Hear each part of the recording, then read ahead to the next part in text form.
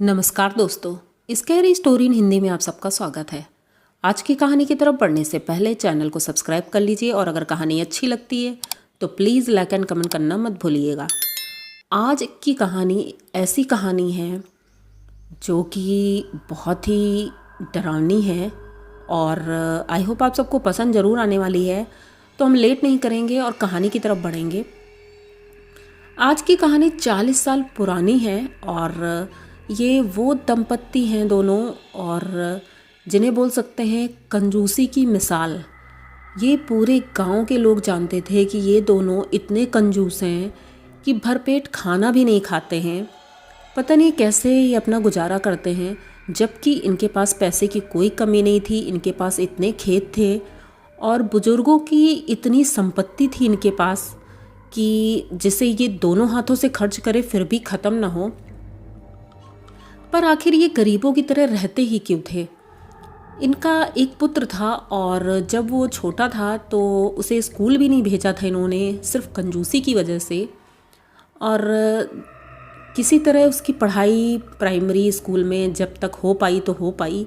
उसके बाद जब वो थोड़ा बड़ा हुआ तो उसे भी ज़्यादा समझ नहीं थी। उसे यही लग रहा था कि हम लोग गरीब हैं, क्योंकि खाने तक के पैसे नहीं थे उनके पास और बहुत परेशान रहते थे। तो उसने सोचा क्यों ना शहर जा कर के मैं कोई काम करूं जिससे कि मैं अपने घर वालों को खुश रख सकूं। तो वो 15 साल की उम्र में ही घर से बाहर निकल जाता है और उनके घर वाले भी कुछ नहीं बोलते हैं। मम्मी पापा बोलते हैं ठीक है बेटा जाओ कमाओ। अब वो चला जाता है घर से बाहर। अब इधर ये दोनों पति पत्नी साथ में रहते हैं और किसी तरह अपना गुजर बसर कर रहे थे। लेकिन इनके पिताजी की एक बुरी लत लग गई थी शराब पीने की, जिस वजह से इनकी माँ बहुत परेशान रहती थी। उन्होंने धीरे धीरे अपने खेत बेचने शुरू किए। खेत सारे बेच डाले और सिर्फ शराब पीते थे। लेकिन हाँ, इनकी माँ बहुत होशियार थी। उन्होंने ऐसा किया कि जब ये खेत बेचते थे उसमें से कुछ पैसा वो अपने पास रखती थी और बाकी उनको दे देती थी। वो पैसा वो सेव करती थी कहीं पर। ये बात किसी को नहीं पता थी। सब यही सोचते थे कि शायद वो शराब में सब पी कर ख़त्म कर देते हैं। उनके बेटे को भी कुछ नहीं पता था। धीरे धीरे उम्र बीतती गई और उनका बेटा शहर में छोटा मोटा काम करके अपना गुजर बसर कर रहा था और महीने में थोड़े बहुत पैसे घर भी भेज देता था। वो सोचता था कि माँ बाप किसी तरह अपना गुजर बसर कर ही लेंगे। एक समय आता है जब ये बहुत बुज़ुर्ग हो गए थे और वो उनके पिताजी शराब की वजह से उनकी किडनी ख़राब हो गई और वो चारपाई पर लेट गए। अब वो उठना भी उनका मुश्किल, क्योंकि हॉस्पिटल जाना नहीं है, पैसे बचाने हैं। तो वो उसी चारपाई में पड़े पड़े कब उनके प्राण निकल गए किसी को पता ही नहीं चला। उनकी माँ भी उसी सदमे में वो भी चल बसी। जब गांव वालों को उस घर से बदबू आनी शुरू हुई तब लोगों को एहसास हुआ कि कुछ तो गड़बड़ है। एक बार गांव का ही एक लड़का उनके दरवाजे से निकला था तो उन्हें कुछ अजीब सी गतिविधियां दिखीं जो कि नहीं दिखनी चाहिए थी। उन्हें उल्टे पैरों वाली एक औरत घर के बाहर बैठी हुई दिखी थी और उसे देख करके वो लड़का बहुत डर गया था और भाग करके अपने घर में गया। उसने बताया कि माँ, उनके घर में एक औरत है जिसके पैर उल्टे हैं। पता नहीं ऐसा क्यों, लेकिन वो दादी और बाबा कहीं दिखते नहीं हैं। ये सोच करके वो लोग भी परेशान होते हैं और एक दिन उनके घर जाते हैं। जब उनके घर जाते हैं तो देखते हैं चारपाई में एक हड्डियों का सांचा पड़ा हुआ है और एक ज़मीन पर पड़ा हुआ है। दोनों मर चुके हैं और उनके घर में एक मनहूसियत सी थी। और जैसे ही वो सब घर के अंदर आए थे, घर में अजीब अजीब सी आवाज़ें आने लगी थी। लोग बहुत डर रहे थे और डर करके तुरंत बाहर भागते हैं और उनके लड़के को खबर भेजी जाती है कि तुम्हारे माता पिता अब नहीं रहे इस दुनिया में।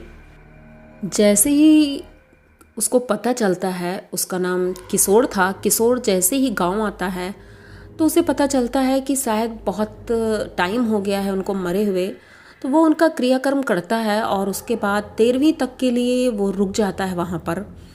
घर में वो रुकता था, लेकिन गांव के लोग ये सोचते थे कि ये घर में रुकता कैसे है, क्योंकि वो भुतहा घर ही है कोई उसके आसपास जाता नहीं है। वहाँ पर परछाइयाँ लोगों को दिखती हैं और बहुत आवाज़ें आती हैं रात को। सभी बहुत डरते थे, इसलिए उनके घर के आसपास कोई नहीं जाता था। सब सोचते थे आखिर क्या राज है कि कोई वहाँ जा नहीं पाता है। उनका लड़का उसी रात वो सो रहा था घर पे, तभी उसको घर में चहल पहल सी सुनाई पड़ी, जैसे घर में मम्मी पापा हैं और पहले की तरह ही नॉर्मल काम कर रहे हैं।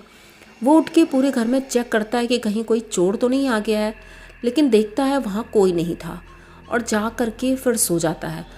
थोड़ी देर ही अभी वो सोया था कि तभी उसे ऐसा लगता है कि उसके कान में आकर के कोई कुछ कह रहा है, लेकिन वो समझ में नहीं आ रहा था क्या कह रहा है। तभी वो उठता है फिर से और पूरे घर में घूमने लगता है। तभी उसे दिखता है उनकी माँ के कमरे में कोई औरत बैठी है। वो जैसे ही देखता है तुरंत दौड़ कर जाता है तो देखता है उसकी माँ थी और इसकी तरफ बहुत प्यार से देख रही थी, मुस्कुरा रही थी। ये सोचता है कि ये मेरी माँ नहीं हो सकती क्योंकि वो तो मर चुकी है, तो ये कौन है फिर। ये धीरे धीरे उसकी तरफ बढ़ रहा था। जैसे ही उसके पास पहुंचता है तो वो अचानक से गायब हो जाती है। ये देख करके किशोर बहुत डर जाता है। अब अपने रूम में आता है दौड़ के, लेकिन दोबारा फिर से उसी रूम से रोज़ आवाज़ें आती थी, इतनी आवाज़ें कि वो बहुत परेशान हो गया था। उसने सोचा अब तो कुछ करना ही पड़ेगा, या तो मैं घर छोड़ दूँ। लेकिन गुस्से में वो हथौड़ा लेकर के भागता है ऊपर, क्योंकि उसे पता था, कुछ लोगों ने कहा था लोहा हाथ में रहे तो सेफ रहता है। उसे कुछ नहीं मिला तो उसने हथौड़ा ले लिया और हथौड़ा ले करके वो ऊपर जाता है। जिस कोने से इतनी आवाज़ें आ रही थी उसने वहीं पर ठोकना शुरू कर दिया। जैसे ही वहाँ ठोका तो वहाँ गड्ढा हो गया। अब जैसे ही गड्ढा हुआ तो उसने देखा वहाँ पर एक मटका रखा हुआ है और वो मटका फूट गया था हथौड़े के जोर से। उसमें इतने सारे पैसे, इतने जेवर, इतना सब कुछ था। ये सब देख के उसकी आंखें फटी की फटी रह जाती हैं और वो जल्दी से उसको निकालता है और घर में बैठा ही होता है। अब उसे नींद तो आ नहीं रही थी, लेकिन तभी उसे एक आवाज़ सुनाई पड़ती है कि बेटा मैं इसी का इंतज़ार कर रही थी कि कब ये तुम्हारी अमानत तुम्हें सौंप दूं और तभी मुझे मुक्ति मिलेगी। ये मैंने तुम्हारे पिताजी से छुपा करके सब रखा था, ये सब तुम्हारे लिए है। तुम इसे ले करके अपनी ज़िंदगी अच्छे से शुरू करना और अपनी इच्छाएं सारी पूरी करना, जो मैं नहीं कर पाई तुम्हारे लिए कुछ। तो ये रोने लगता है और उसके बाद वो सारी चीज़ें संभाल कर रख लेता है। तब उसे लास्ट में अपने माँ बाप साथ में जाते हुए दिखते हैं कि वो जा रहे हैं कहीं पर हवा में उड़ते हुए। ये देख करके एकदम ये रोने लगता है और बहुत डर भी जाता है। फाइनली वो वहाँ से चले गए थे और ये उनकी 13वीं करता है और वहाँ से जाने लगता है जब, तो गांव वालों से बोलता है कि ऐसा कुछ भी नहीं है, घर भुतहा नहीं है, आप लोग डरे मत। वो सिर्फ अपनी एक राज था जो इन्होंने अभी तक नहीं किसी को बताया था। इसी वजह से वो अपने घर की सेफ्टी कर रहे थे कि ऐसा ना हो कि मेरे आने से पहले कोई उनका सामान चुरा ले, इसलिए वो सेफ्टी कर रहे थे। लेकिन अब ऐसा कुछ भी नहीं होगा। तो आप लोग चाहें तो जिसको यहाँ रहना हो वो रह सकता है किराए पर। मैं शहर में ही हूँ, मैं वहाँ काम कर रहा हूँ। जब वहाँ से मुझे छुट्टी मिल जाएगी तो मैं यहीं आकर रहूँगा।